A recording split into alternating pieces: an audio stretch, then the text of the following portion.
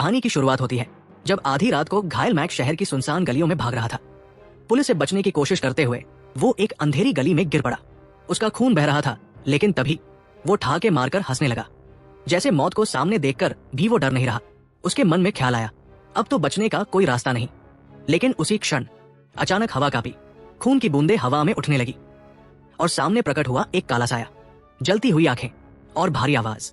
एक रहस्यमयी शख्स हुडी पहने हुए अंधेरे से बाहर आया। उस अजनबी ने धीमे स्वर में कहा, मैं तुझे जिंदा रखूंगा अगर तू मुझे अपनी वफादारी देगा। मैक के पास कोई और चारा नहीं था। उसने हाँ कर दी। तभी उस रहस्यमयी आदमी ने अपनी काली ताकतों से उसे उठाया। अचानक मैक का पूरा शरीर जलने और चमकने लगा। वो दर्द से चीख रहा था। उसकी चीखें पूरी गली में गूंज रही थी। जब पुलिस वहां पहुंची तो उन्हें सिर्फ दीवार पर बहता खून मिला। मैक गायब हो चुका था। जल्द ही शहर में अफरा तफरी मच गई। लोग दरिंदे जैसे मॉन्स्टर्स के हाथों मरने लगे। सड़कों पर आग के शोले उठ रहे थे। हर तरफ चीखें और तबाही थी। और वो अजनबी शांत खड़ा ये सब देख रहा था। लेकिन अचानक ये सब कुछ गायब हो गया। पता चला ये सब एक विजन था जिसे देखा था चैन नाम के एक मक ने। उसने अपने गुरु से कहा, मेरे पिता जिन्हें नेक्रोमंसर कहा जाता है वो धरती पर लौट आए हैं, मुझे उन्हें रोकने जाना होगा। इसी दौरान दूसरी जगह जेक अपनी पत्नी प्रैंक और बेटी लू के साथ बैंकॉक छुट्टियां मनाने आया था। पर काम का बोझ, फोन कॉल्स उसे चैन से बैठने नहीं दे रहे थे। प्रैंक ने उसे डांटते हुए कहा, परिवार को भी वक्त दो जेक ने वादा किया कि अब वो पूरा ध्यान अपने परिवार पर ही देगा। लेकिन तभी उसकी दुनिया उलट गई। उसकी बेटी लू अचानक गायब हो गई। दोनों पति पत्नी पागलों की तरह उसे ढूंढने लगे। आखिरकार उन्हें लू मिल ही गई। वो एक पुल पर खड़ी चैन से बात कर रही थी। प्रैंक ने लू को डांटा और चैन का शुक्रिया अदा किया। लेकिन चैन जेक को पहले से पहचानता था। उसने कहा, हमारा मिलना तय था। तुम वही हो जो खून के चांद के वक्त पैदा हुआ था। तुम हो गेट्स का कीपर। उसने चेतावनी दी, तुम्हें बड़ी मुश्किलों का सामना करना होगा और शायद सब कुछ खोना पड़े। जेक को लगा ये कोई पागल आदमी है और वो परिवार के साथ चला गया। बाद में मॉल में लू की आइसक्रीम उसकी टी शर्ट पर गिर गई तो प्रैंक उसे बाथरूम में ले गई साफ करने के लिए। लेकिन असली डरावना खेल तो अब शुरू होना था। मॉल में अचानक मैक आया। उसने एक आदमी से टकराकर उसे लॉलीपॉप थमाया और अगली ही सेकंड गोली मार दी। भीड़ पागलों की तरह भागने लगी। मैक अंधाधुंध गोलियां चला रहा था। गोलियों की आवाजें, चीखें, हर तरफ खून ही खून। जेक ने तुरंत अपनी पत्नी और बेटी को बाथरूम में छुपाया। खुद लोगों की मदद करने निकल पड़ा। मॉल अब मौत का खेल बन चुका था। जेक का सामना हुआ मैक से। जेक ने बंदूक तानी और कहा, हथियार नीचे फेंको। लेकिन मैक बेपरवाह हंस रहा था। वो बिल्कुल बेपरवाह लग रहा था, मानो उसे ऐसा लगता हो कि वो मर ही नहीं सकता। और अब वो उस डोल का इस्तेमाल करके जेक से बच्चे जैसी आवाज में बात कर रहा था। जेक ने चेतावनी दी, सरेंडर करो वरना मार दूंगा। पर मैक ने अंधाधुंध गोलियां चलानी शुरू कर दी। मॉल चीखों से भर गया। लड़ाई बढ़ती गई। लोग मर रहे थे। जेक हर बार मौत से बाल बाल बच रहा था। मैक बार बार वही डरा देने वाली हंसी हंसता रहा, जैसे उसे यकीन हो कि कोई उसे मार ही नहीं सकता। जेक ने धमकी दी कि अगर मैक ने सरेंडर नहीं किया तो वो उसे मार डालेगा। पास ही में एक रोती हुई लड़की फोन चलाने की कोशिश कर रही थी ताकि वो मदद बुला सके। लेकिन देखते ही देखते मैक ने उसे भी गोली मार दी। बाहर पुलिस और आग बुझाने वालों की एक पूरी टीम ने मॉल को घेरा हुआ था। जेक मैक को पागल कहकर उसे उकसाने लगा कि उसका ध्यान तो भटके, और मौका देखकर उसने फटाक से गोली चला दी। जिसके बाद मैक घुटनों पर गिर पड़ा। एरिड उसके पीछे आ गया, लेकिन मैक फिर भी बेपरवाह लग रहा था, मानो उसके ऊपर गोली का कोई असर ही नहीं हुआ। उसने जेक का 3 शुक्रिया किया उसे मारने के लिए, ये कहते हुए कि अब उसका काम पूरा हुआ और कीपर वापस आ चुका है। पर अगले ही पल उसका शरीर जलने लगा और वो ब्लास्ट हो गया। पूरा मॉल हिल गया। धुएं में एक दहाड़ती हुई खोपड़ी बन गई और शहर की हर गली आग में जलने लगी। अब पूरी दुनिया बदल चुकी थी। लोग एक दूसरे को मार रहे थे। परिवार बिखर रहे थे। प्रैंक लू को बाथरूम से खींचकर बाहर ले आई और दोनों भाग कर निकले। लेकिन सामने एक फायर ट्रक क्रैश हो गया और लोग एक दूसरे पर हमला करने लगे। एक फायरमैन भी एक आदमी को चाकू से मार रहा था। प्रैंक और लू के पास अब कोई दूसरा रास्ता नहीं था तो वो दोनों मॉल में वापस घुस आई। दोनों बड़े ध्यान से छुपे छुपे घूम रहे थे। उन्होंने देखा कि एक आदमी लगातार किसी का सर काउंटर पर पटक रहा था और फ्रंट डेस्क पर एक लाश पड़ी थी। अचानक एक पागल आदमी ने कोने से निकलकर उस पर हमला कर दिया। प्रैंक ने एक मैनिकन उस पर मार दी और उसका सर प्लास्टिक के हाथ से फोड़ दिया। फिर प्रैंक और लू एस्केलेटर की तरफ भागे, लेकिन और भी पागल लोग उनके पीछे आने लगे। प्रैंक ने लू को एस्केलेटर के साइड में बैठाकर नीचे स्लाइड करवा दिया, जबकि वो खुद सीढ़ियों से आई और मैनिकन का हाथ लेकर अटैकर से लड़ती रही। लू नीचे पहुंची, लेकिन एक आदमी ने उसे पकड़ लिया। घबराकर प्रैंक ने तुरंत एक दुश्मन को गिराया और दूसरे को मारकर अपनी बेटी को बचा लिया। दोनों भागकर एक के पीछे एक दरवाजे तक पहुंची। तभी एक बस वहां रुकी। ड्राइवर जैसे ही बाहर निकला, तुरंत किसी और ने उसके ऊपर हमला कर दिया। लड़ाई शुरू हो गई। प्रैंक किसी तरह से अपनी बेटी के साथ बचने की कोशिश कर रही थी, लेकिन हर तरफ हिंसा, हथियार, आग और कार क्रैश हो रहे थे। बहुत भागने के बाद वो एक ग्रोसरी स्टोर में छुप गई। प्रैंक का मोबाइल काम नहीं कर रहा था, तो वो ध्यान से छुपकर स्टोर के फोन तक गई। उसने काउंटर पर पड़ी लाश पर ध्यान नहीं दिया, लेकिन वो फोन भी काम नहीं कर रहा था। तभी एक डरावना आदमी दुकान में घुस आया। उसने दुकान का कुछ सामान नीचे फेंका और फिर लाश की जांच करने लगा। फिर वो इधर उधर देखने लगा कि कोई है तो नहीं। लू लगातार उससे बचने के लिए छुपती हुई घूम रही थी, लेकिन जब बाहर एक लाश खिड़की से टकराई तो डर के मारे लू के मुंह से आवाज निकल गई। उस अजनबी ने लू को देख लिया। जब वो हमला करने ही वाला था तो प्रैंक पीछे से आई और उसे मार गिराया। उधर जेक और एरिक होश में आए और समझ नहीं पा रहे थे कि ब्लास्ट के इतने नजदीक होने के बाद भी वो बच कैसे गए। जेक और एरिक ने देखा कि आसपास कोई लाश नहीं है। जेक ने एक आदमी को अपने नजदीक ही खड़ा देखा, लेकिन जैसे ही पलक झपकी वो गायब हो गया। एरिक को कुछ खून के दाग मिले और महसूस हुआ कि ये दाग तो बहुत पुराने हैं। जब उन्हें कुछ आवाजें सुनाई दी तो वो जांचने चले गए और एक औरत उन्हें दिखी जिसके हाथ में चाकू है। उसने पलटकर अपना डरावना चेहरा दिखाया और एरिक पर झपट पड़ी। उसे चाकू घूमकर मार डाला। जेक ने जब गोली चलाई तो गोलियों का असर ही नहीं हो रहा था। औरत ने उस पर भी हमला किया और लड़ाई शुरू हो गई। बड़ी मुश्किल से जेक ने उसका सर पटक कर उसे बेहोश कर दिया। इसके बाद जेक भागकर छुप गया, लेकिन वो औरत तुरंत समझ गई और उसे ढूंढने लगी। अचानक उसके हाथ पांव लंबे हो गए और वो छत पर चलने लगी। जेक छुप छुप कर घूम रहा था, लेकिन उस औरत ने उसे ढूंढकर खींच लिया। जेक ने फिर से गोली चलाई, लेकिन उस अजीबोगरीब औरत पर कोई असर नहीं हुआ और अब वो जेक को भी चाकू से मारने की कोशिश करने लगी। घबराकर जेक ने जोर लगाकर उसे धक्का दिया और फिर से भाग निकला। वो दौड़कर जल्दी से बाथरूम में गया, लेकिन उसे अपना परिवार वहां पर नहीं मिला। मॉल के बाकी हिस्सों में ढूंढते हुए जेक ने देखा कि सारा खाना सड़ चुका था। तभी उस औरत ने फिर से हमला कर दिया। जेक ने उस पर कुर्सी से हमला करके वहां से निकलने की कोशिश की। उस औरत ने तुरंत उसका रास्ता रोक लिया, तो जेक ने आसपास लटके हुए तार पकड़ के उसे बांध दिया और सजावट की एक चीज से कस दिया। उसने उस औरत के ऊपर कई वार किए, लेकिन असर नहीं हुआ, तो वो उसे वही छोड़कर भाग गया। उधर प्रैंक और लू स्टोर से निकलकर बस स्टेशन तक पहुंची, जहां लोग अभी भी एक दूसरे पर हमला कर रहे थे। उन दोनों ने छुप छुपाकर वहां से निकलने की कोशिश की। एक आदमी ने उनका रास्ता रोका तो वो बस के नीचे से रेंग कर निकल गई। लू ने एक गाड़ी देखी जिसमें कुछ नॉर्मल लोग उन्हें बुला रहे थे। उसने सही मौके का इंतजार किया और फिर दौड़कर उस गाड़ी की तरफ चली गई। ड्राइवर ने कहा कि बस चल सकती है, लेकिन उसकी चाबी बाहर गिर गई है और कोई लेने की हिम्मत नहीं कर पा रहा। प्रैंक तुरंत भागकर चाबी उठा लाई, लेकिन जैसे ही वापस आने लगी, दो पागल आदमी उसे खींचकर पीछे ले गए। लू ने रोते हुए अपनी माँ का हाथ पकड़ने की कोशिश की, लेकिन हाथ छूट गया। तभी एक पैसेंजर हिम्मत करके बाहर आया और दोनों आदमियों से लड़कर प्रैंक को बचा लिया। प्रैंक अपनी बेटी के पास लौट आई और ड्राइवर को चाबी दी। आखिरकार बस तो चल पड़ी, लेकिन वो पैसेंजर उन पागल लोगों के हाथों मारा गया जिनसे उसने प्रैंक को बचाया था। बस ज्यादा दूर नहीं जा पा रही थी, क्योंकि रास्ता छोड़ी हुई गाड़ियों से ब्लॉक हो रखा था। इसीलिए प्रैंक और लू फिर से पैदल चलने लगे। कुछ देर बाद वो अपने होटल तक पहुंची, लेकिन वहां भी लाशें ही लाशें मिली। जब वो ऊपर गई तो देखा एक आदमी एक औरत से लड़ रहा है और फिर उनकी तरफ आने लगा। प्रैंक ने एक ट्रॉली बैग को शील्ड की तरह इस्तेमाल करके उस हमलावर को धक्का देकर गिरा दिया। कॉरिडोर के अंत में उन्हें एक और आदमी नजर आया। प्रैंक ने एक बोतल उठाई और उसके सर पर दे मारी।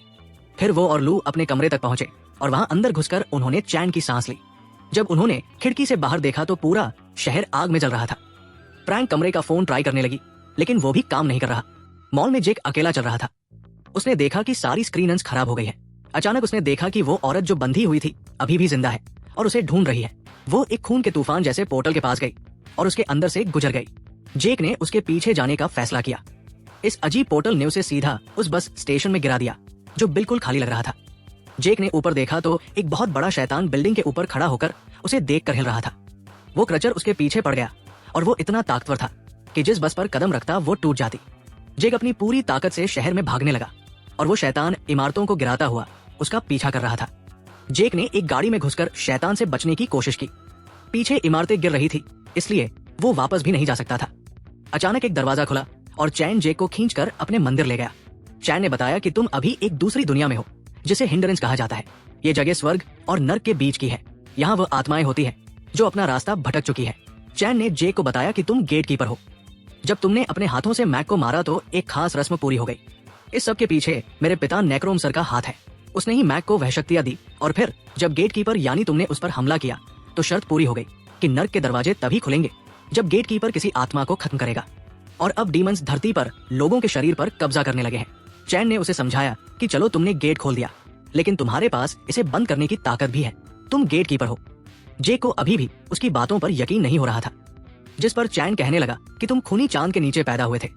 तुम्हारी माँ जन्म देते ही मर गई थी, है ना? जेक ये सब समझ नहीं पा रहा था। उसे सिर्फ अपने परिवार की फिक्र हो रही थी। उसे समझाया कि देखो, गेट बंद करना पड़ेगा सबसे पहले, तभी तुम अपने परिवार और पूरी दुनिया के लोगों को बचा सकोगे। लेकिन उनके पास ज्यादा वक्त नहीं है, क्योंकि वो डीमन हर एक आत्मा को खाकर और भी शक्तिशाली हो रहा है। सबसे पहला कदम है मैक को ढूंढना। जब दोनों ने अपनी खोज शुरू की, चैन ने अपनी कहानी बताई। उसका बाप नेक्रोमसर एक लालची मग था, जिसने अपने गुरु के कुछ खुफिया स्क्रोल चुरा लिए। उसने ऐसा काला जादू किया कि वो अपने ही शरीर को खो बैठा, जिसके बाद बेचैन होकर नेक्रोमसर ने अपने ही बेटे के शरीर को पाने की कोशिश की, चैन को अपने वश में करने के लिए जादू किया। लेकिन मेरी माँ ने ऐसा होने नहीं दिया। इसके बाद मेरे पिता की आत्मा को इस दुनिया से निकाल दिया गया, लेकिन इस नाकाम कोशिश से मेरे दिमाग में उनका बहुत सारा ज्ञान आ गया। अब मैं आत्माओं की शक्ति को पाकर अलग अलग दुनिया के बीच में सफर कर सकता हूँ। उसकी बात को जेक ने बीच में ही रोक दिया, जब उसने देखा कि एक औरत छत पर है और एक डीवन उसे घेरे हुए था। चैन ने कहा कि हमें वक्त बर्बाद नहीं करना चाहिए, लेकिन जेक फिर भी दौड़कर उस औरत की मदद करने गया। उसने एक लोहे का सरिया पकड़ा और छत की तरफ बढ़ा, जहां उसे बहुत सारे डीमंस दिख रहे थे। तेजी से वो उन्हें एक एक करके मारकर नीचे गिरा रहा था। फिर जेक ने एक औरत को चेक किया और पहचाना कि ये तो मॉल में थी। वो औरत रो रही थी। जो कुछ हुआ उसे याद करते हुए वो पछता रही थी कि उसने अपने पति को धोखा दिया। यही वजह थी कि उसकी आत्मा अभी भी भटक रही है। तभी अचानक एक बड़ा सा डीमन पास आया और बिल्डिंग को तोड़ना शुरू कर दिया।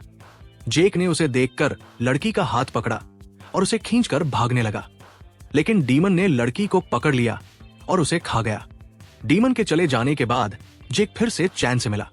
उसने चैन को बताया कि लड़की को खुद भी पता नहीं था कि वो मर चुकी है। जेक को याद आया कि मॉल में जो धमाका हुआ था वो बहुत बड़ा था। अब उसे लग रहा था कि वो खुद भी मर चुका है और वो भी ये बात नहीं जानता। चैन ने बताया कि ये एकदम सच है। ये सुनकर जेक टूट गया, अपने परिवार के बारे में सोचकर रोने लगा।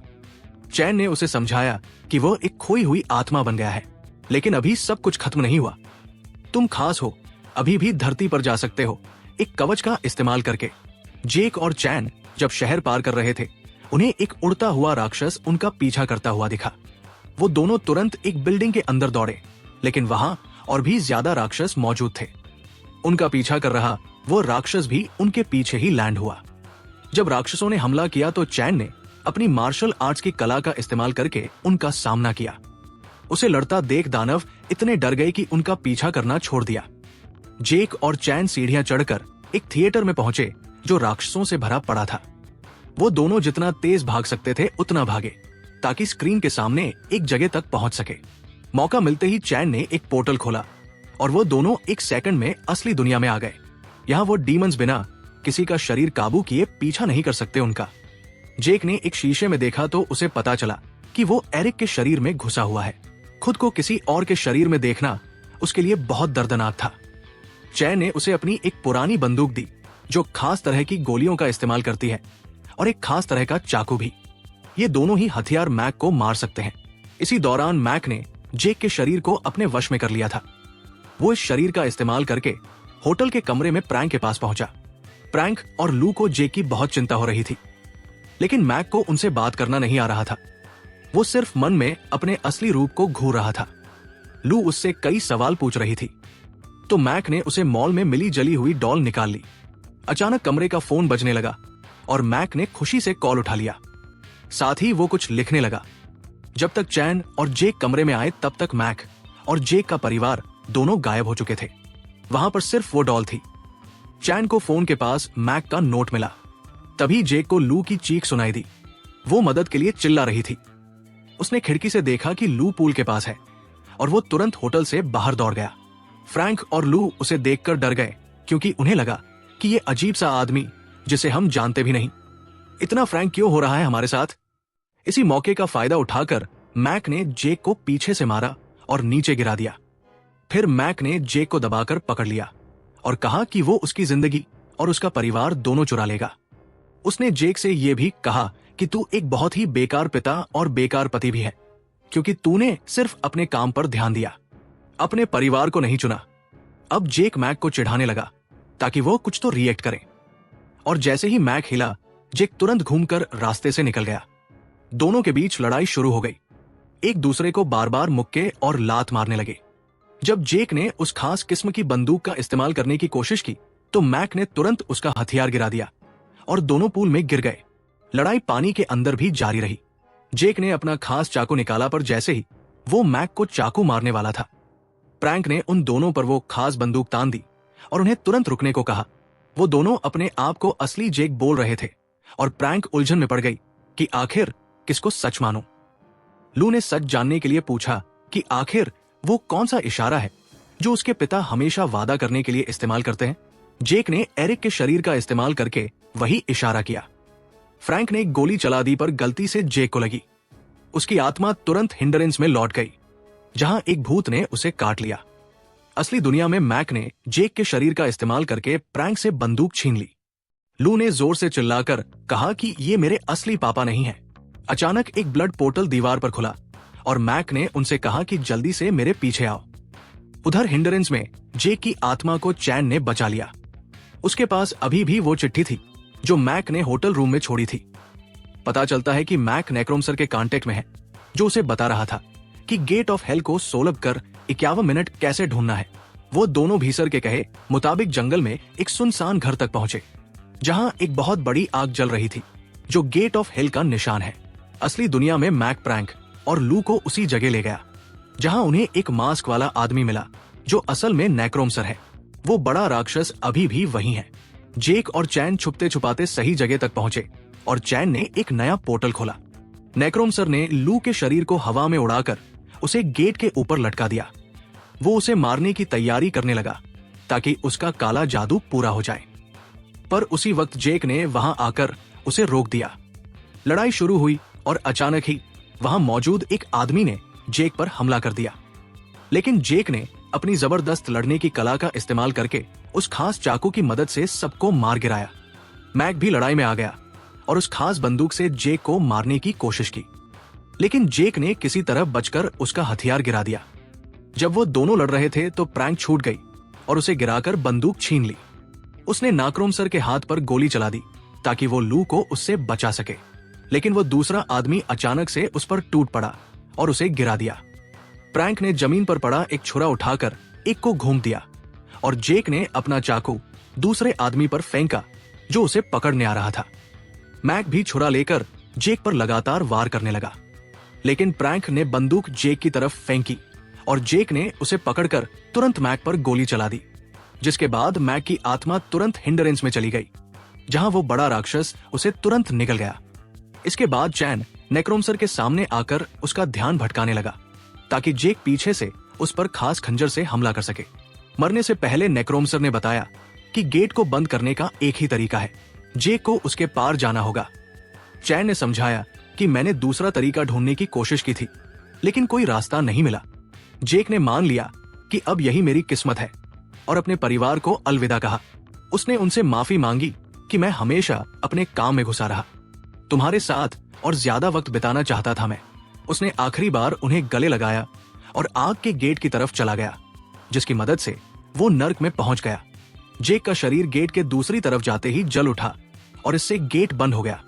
दुनिया फिर से नॉर्मल हो गई और प्रैंक लू को उसकी दादी के घर छोड़ आई। इसी तरह कहानी का अंत होता है।